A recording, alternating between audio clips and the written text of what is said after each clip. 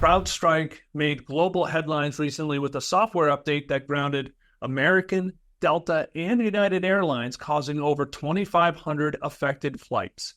Hospitals and emergency rooms globally were affected, forcing surgical procedures to be delayed or canceled. Not surprisingly, CrowdStrike shares have tumbled 25% in the aftermath, and the economic impact is not over. The question now is, what can we do to protect our financial lives in the case of an event like this were to hit our banking system? Can Bitcoin be the solution? To answer that question, we are bringing our in-house crypto and AI specialist, James Altucher. I hope you enjoy the discussion.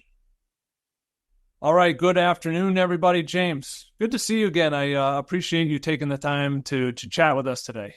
No problem. I am actually in the middle of probably the only actual vacation with family vacation I take this year. Like I travel a little bit and do my thing, but this is, we went out to Orlando and we're supposed to watch a space launch tonight, and we're staying in an Airbnb.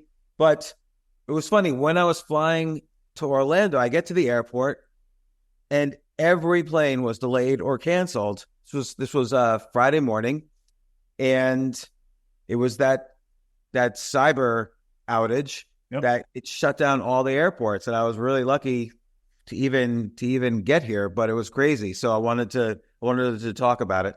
Yeah, it's funny. Like Friday morning, I went out to the golf course to hit golf balls prior to the work day starting, and a guy came up to me, a buddy of mine. He works for Microsoft, and he's like, "Did you hear about the outage?" And I'm like, "No, what outage?"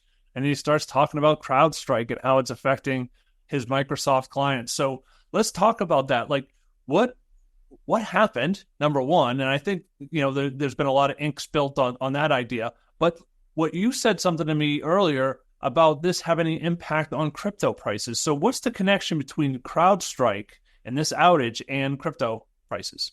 Yeah, so first off, what was this tech meltdown? I think, to be honest, we don't fully know. I'm not a conspiracy theorist, as you know. I think most conspiracy theories have little merit. But I think this is a case where we really need to know what happened. Because, first off, as you know, airports were shut down, airlines were shut down, hospitals were shut down, 911 phone lines were shut down. In some cases, financial institutions were affected.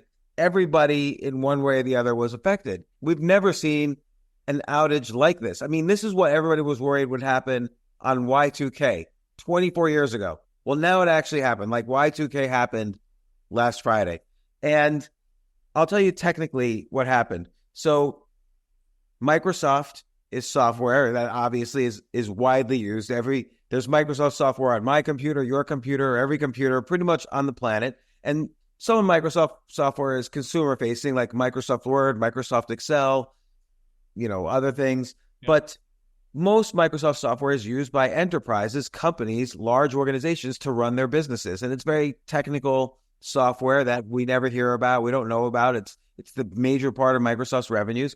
And in order to defend themselves from cyber attacks, every company in the world is constantly, there are attempted hacks on them all day long, every day. If you're a major company or even a small company or even an individual, your computer somebody is attempting to hack your computer all day long. And so Microsoft uses the biggest cybersecurity company, CrowdStrike, to defend themselves from threats. Now, the one thing about modern software these days, and this is people who own Teslas will be familiar with this, is that when there's a new update, you get the update automatically, like overnight. Or sometimes you get, when you open up Google, like your Google Chrome or Firefox, your internet browser, you say, "Hey, would you like an update?" Or Apple operating system has an update. Do you want an update right now? And so Microsoft all day long sends updates to their software. And CrowdStrike had a bug in their main, not a bug, but some issue in their main software called Falcon that protects Microsoft computers from being attacked. So that means in order for it to protect from Microsoft computers from being attacked, it has to have a lot of control over the software. So it's like this cybersecurity software, Falcon, sort of sits on top of and looks at all the things going in and out of, communicating with Microsoft software. So it has the ability to shut down Microsoft software if it thinks it's a threat. Now, Falcon, this CrowdStrike software, it gets updates all the time. Oh, we have a new update from Falcon, it downloads. And so it had a new update. And so it's a very important program. It basically monitors all of Microsoft's software. Had a very important update. For some reason, there was a bug in the update that caused all of Microsoft software that had this patch in it, that had this particular Falcon software, it caused all of Microsoft software to crash. And it couldn't get up until the Falcon software got updated. Now, they send updates all the time. Why this one time their patch was not tested? Always software is tested before it's sent out to millions of computers.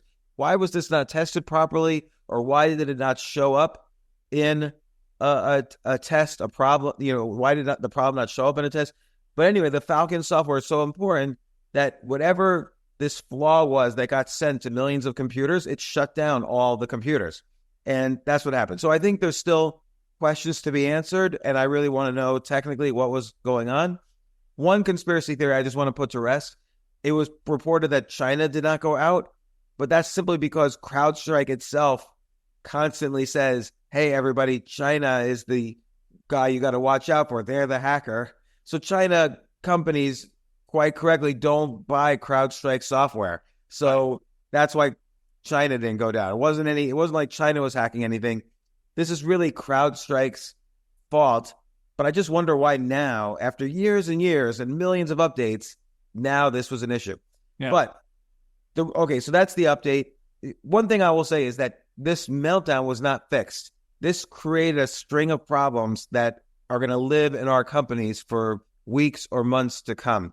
That, an outage like this causes problems, deep within the software, the databases, the logistics, just the way a company runs.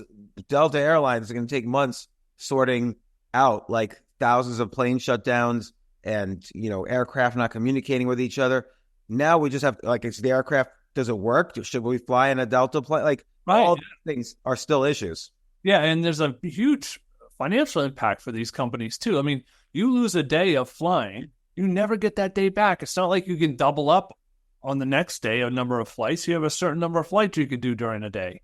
So that is lost revenue. I haven't seen anything in terms of the financial impact on industry published. Maybe you have, James, but I got to imagine it's in the hundreds of billions of dollars. Yeah, I think you're right. And I haven't seen anything either, but just Delta alone, just the flights canceled that I was seeing on the board was probably $10 billion worth of financial damage. This reminds me of a weird event, but a very important one, which was 2000. Was it early 2008? Bear Stearns collapsing. Yep. And March. So Bear Stearns collapsed because of the problems in their mortgage derivative section. They were taking a big enough loss in their mortgage derivatives. They basically went bankrupt overnight, and a deal between them and I think it was J.P. Morgan happened overnight where they were acquired, and supposedly then the problem was solved. And that was the media was saying that's a one-time thing. The Secretary of Treasury, Hank Paulson, was saying, don't worry about this. It's a one-time thing. Glad we caught it. Glad we caught the problem. Yeah. It really was the canary in the coal mine. The canary died, and that means there's a bigger problem happening in the coal mine. And of course, we saw just 6 months later, the entire financial system collapsed. And I think this is something similar. We got a taste of what's it like when a cybersecurity threat basically crashes the internet. I mean, all of global commerce is connected by, global commerce. It's not just domestic. It's not just, what happens in the airlines doesn't affect, the hospitals or the banks or whatever. They're all connected. Everything is connected. Everything uses at some level the same software to do things. Like we're using Zoom. Like you and I are using Zoom right now, so does every other company. We're also right now using Slack, so does every other company. There's plenty of pieces of software we use that every other company uses. So what I'm worried about is this is going to, it's not, could this happen again? Or when will it, or if this is going to happen? This is going to happen again. And it's either going to happen because of some actual cybersecurity hack or because of some flaw like this. Or again, was crowd security hacked and then they sent an update? We don't know, but it's going to happen again. And it could be worse the next time because now we know all of these things are connected and it, like you said, it causes hundreds of billions of dollars of damage. So what a great tool for bad people to figure out how to do this again. And it's going to happen. And the next time, it might be the case that it's not just a 12-hour delay on your planes, it's a 72-hour outage of your bank account. And what happens when you can't access any of your cash for 72 hours? Let's say it's on the first day of the month, your mortgage is due. Let's say your life insurance is due or medical insurance is due and you had it. And then the insurance company says, oh, no, you don't have insurance anymore. Or let's say you just need cash to buy food for your kids. So it's going to happen. It's going to be worse. And this brings us to Bitcoin. Now, Jim Rickards quite prophetically once asked me, well, what happened when the lights go out on the internet? What happens to crypto? And his thinking was that this is bad for crypto because crypto is usually sent. Like I usually can send you money on the internet. That's how crypto works. But the thing is, crypto doesn't work that way. Without getting into the details, it's just peer-to-peer. So like, yes, if the internet goes down, I cannot access my cash because I can't access my bank account. I can't get my cash out of the ATM machine. I can't use my credit card because all of that goes through the internet. But crypto, I can store all my financial holdings on a hard drive if I own crypto. So I can hold that in my hand. And then if I want to send you money, well, I could just send it peer-to-peer through the phone. So crypto actually is the one financial currency that would survive this. Even gold, unless you and I are just trading gold bars, like gold is all communicated through the internet. Like how much gold is just one big IOU. I don't carry the gold around. I have an IOU that's set with the bank that says I have whoever's holding my gold gives me gold certificates, which I store in my bank, and I can send you digitally, access to my gold through that. I mean, people don't even use gold as currency, but if they were, but crypto is all, you become your own bank. So you're not affected if you own crypto as a currency and you use it to the full extent, like you use it with a hard drive and everything. This is what crypto was made for, is this type of outage. So let's just summarize what crypto was made for. If the government has too much inflation, crypto was made for that because Bitcoin, as an example, we know it has a fixed supply, 21 million tokens. No outside force can change the value of the crypto in my pocket by issuing more crypto. It's a done deal with Bitcoin. There's 21 million tokens in history, and that's it. Whereas the dollar, of course, without my permission, people could print the dollar forever, and the dollar could crash.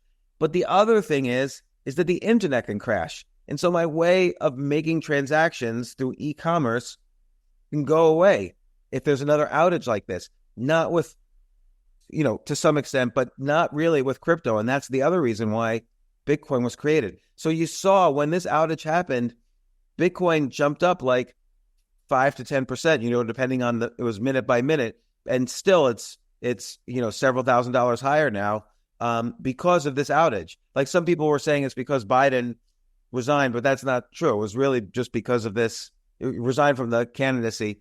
It's really just because of this outage that Bitcoin's up. And so why was Bitcoin up? Were people buying Bitcoin as a speculation? No. I think people were buying Bitcoin because they were scared their bank was about to go down and, I better convert some of my dollars into Bitcoin. I'll throw in one more statistic, which is that this past quarter, so we're in July, we just finished Q2. In Q2, $2.8 trillion worth of what's called stable coins were traded. Stable coins is crypto it has the value of the dollar. So it's like a crypto dollar. So when people buy Bitcoin on a decentralized exchange, they take their dollars, they convert them to crypto dollars like Tether, Circle, whatever, and they use those crypto dollars, those stable coins, to buy Bitcoin or Ethereum or altcoins or whatever. So the $2.8 trillion of stable coins were traded last quarter. That's the biggest amount ever traded in a quarter since stable coins started over the past 10 years. Well, that shows that people want to buy crypto, and they also want to cryptoize their dollars. They'd rather have crypto versions of their dollar than bank versions of their dollar. And so the general trend is between CrowdStrike and some of these statistics I'm seeing about stable coins in Q2 and other statistics, we're at the beginning of a huge crypto trend. And I know I'm always saying that, like I feel like a Pollyanna for crypto, but I've been correct. I mean, you and I started talking about it in 2017. It was around 8,000. You know, I started talking about it on publicly in 2013 when it was around 100. And it's still the same story, but the story now is playing out. We've never seen an outage like this. We've never seen inflation like we saw the past couple of years. These were all the reasons why crypto was invented. And now the whole ecosystem still has to be built. That's the altcoins that we recommend. So, James, you're really talking about Bitcoin becoming a flight to safety in the case of unstable environment or what have you.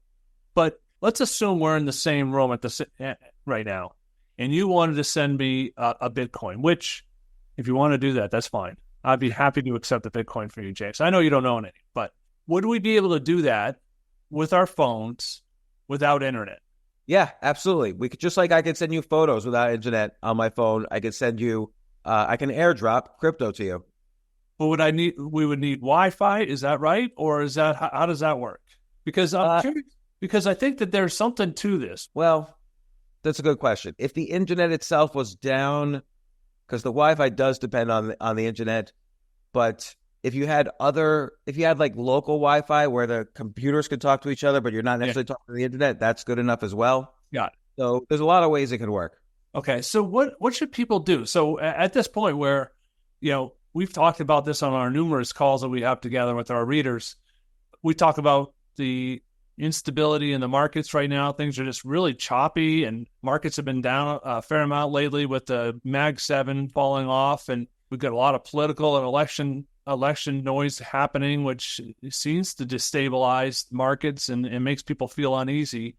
What is something that they could do in order to kind of regain some confidence that their money will be around when they need it? Well, and that's a great question. And again, now we're talking about Bitcoin as something that could help society. We're not talking about it as speculation, like, oh, buy Bitcoin now because it's going to go to 200,000. We're not talking about that.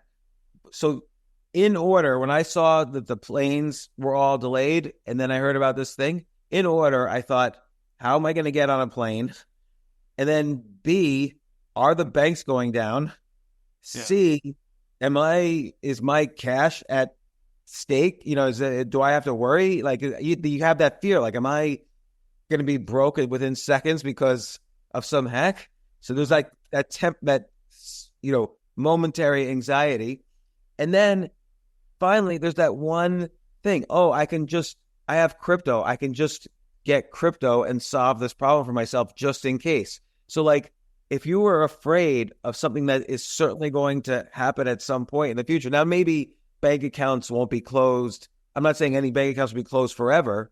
Yeah. I'm just, something could happen where there's going to be a lot of uncertainty about the money in your bank account. And we've seen proof of this now. Y2K, everyone was worried about it, so people started burying gold bars in their backyard. But now we see it didn't happen in Y2K, but it happened now. And the solution is Bitcoin on a hard drive. It's called cold storage, Bitcoin on a hard drive. And I've never really recommended that before because I'm always afraid, what if I lose the drive or forget my password or whatever? But suddenly I got scared. What if I can't access my US dollars? Yeah. I'm going to need crypto to survive, to have money. If let's say the banking system goes down for, God forbid, a week, which is like the end of the world practically. I mean, people can't even survive without, Instagram for a week, let alone forget about their bank account for a week. But we're seeing it play out in real time, the sad but true use case for Bitcoin. Well, James, as always, I really appreciate your views on this. I mean, you've been a trader and a coder for a very long time and have a lot of insights to this sort of thing. I just want to thank you very much for your time today. And for those of you watching, thanks for watching here at Paradigm Profits. If you like this video, go ahead and hit the subscribe button, and we'll alert you next time we get James or one of his other colleagues on the channel. So again, James, thanks a lot. Appreciate your time. No problem.